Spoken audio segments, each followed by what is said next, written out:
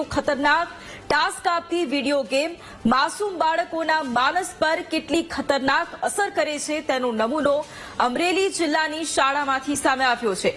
બગસરાના મોટા મુંજિયાસરની પ્રાથમિક શાળામાં એક એવી ઘટના બની છે જે જાણીને વાલીઓની ચિંતા વધી જશે। શાળાના 10 થી વધુ વિદ્યાર્થીઓએ પોતાના જ હાથમાં બ્લેડથી કાપા માર્યા છે। ઘટના એમ છે કે વિડીયો ગેમના રવાડે ચડેલા ધોરણ 7ના વિદ્યાર્થીએ અન્ય વિદ્યાર્થીઓને ટાસ્ક આપ્યો હતો, જેમાં તેણે એવી લાલચ આપી હતી કે બાળકો પોતાના હાથમાં કાપા મારશે તો તેને 10 રૂપિયા આપશે।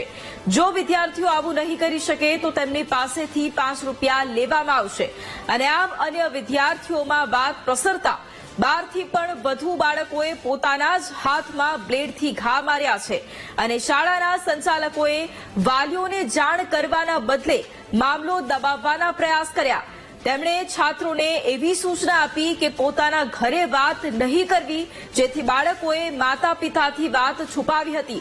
જોકે આ ઘટનાની વાલીઓને જાણ થતાં જ શાળામાં મીટિંગ બોલાવવામાં આવી, જેમાં શાળા સંચાલકો પોતાની જવાબદારીમાંથી છટકવા લાગ્યા।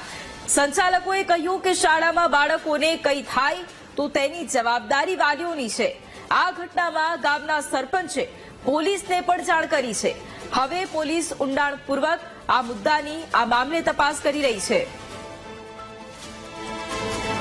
તો ખતરનાક ટાસ્ક આપતી આ વિડીયો ગેમ કે જે માસૂમ બાળકોના માનસ પર કેટલી ખતરનાક અસર કરી રહી છે તેનો આ નમૂનો અમરેલી જિલ્લામાંથી સામે આવ્યો છે કે જ્યાં બગસરાના મોટા મુંજિયાસરની આ પ્રાથમિક શાળાની ઘટના છે કે જ્યાં વિદ્યાર્થીઓએ પોતાના જ હાથ પર બ્લેડ વડે કાપા માર્યા છે।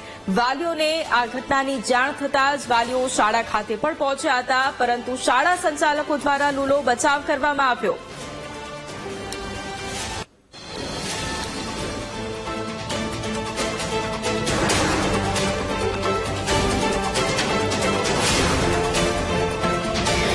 તો મોટા મુંજિયાસરની શાળામાં વિદ્યાર્થીઓએ હાથ પર બ્લેડથી કાપા માર્યા છે અને આ સમગ્ર મામલે રાજ્ય શિક્ષણ મંત્રી પ્રફુલ પાનસેરિયાનું નિવેદન સામે આવ્યું છે। તેમણે કહ્યું છે કે બાળકો સામે ચેલેન્જ આપતા હારી જાય તો બાળકો સામે કાપો મારે। 8 દિવસ પહેલાનો આ બનાવ છે અને બાળકોની આ બાબત ચિંતાનો વિષય છે તેવું કહ્યું। તજજ્ઞો સાથે બેઠક કરીને ગાઈડલાઈન પણ નક્કી કરીશું તેવું જણાવ્યું છે।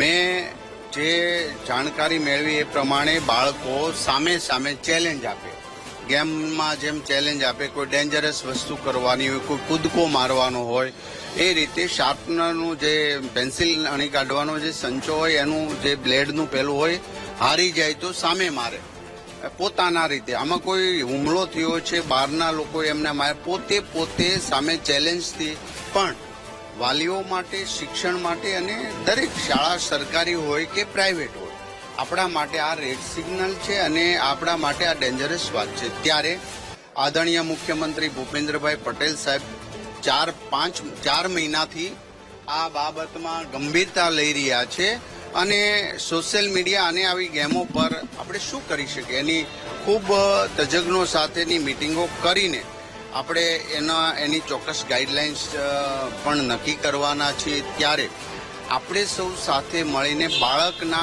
કુમળા માનસ પર જ્યારે આવી ડેન્જરસ, આવી ક્રૂરતાની પોતાના શરીર ઉપર જ્યારે પેલું કરતા હોય નાના બાળકો, તો એ શું કહેવાય, એક હિંસાત્મક વાત છે।